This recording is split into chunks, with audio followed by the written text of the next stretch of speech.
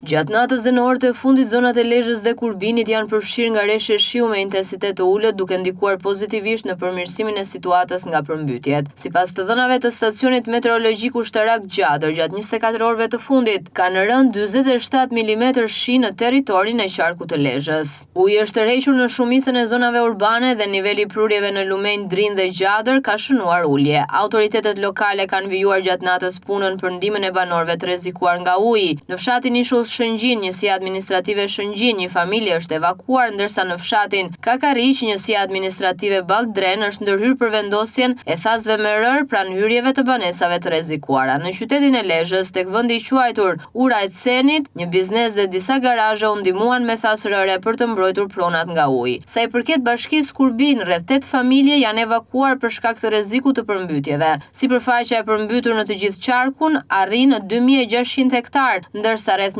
150 banesa janë të rrethuara nga uji. Gjatë natës nuk janë raportuar zhvillime të reja, ndërsa niveli i ujit në akset rrugore dhe kanale ka rënë ndjeshëm. Sa i përket bashkisë Mirdit, rreshtet gjatë natës kanë qenë me intensitet mesatar dhe nuk janë raportuar problematika të mëdha. Hidrovorët kanë funksionuar rregullisht, ndërsa Hec Qafmolla nuk ka filluar shkarkimet pasi prurjet janë të menaxhueshme. Megjithatë, kuota e lumit Drinë vazhdon të jetë e lartë. Megjithëse rreshtet kanë qenë me intensitet më të ulët dhe situata është përmirësuar, rreziqet nga përmbytjet nuk kanë kaluar.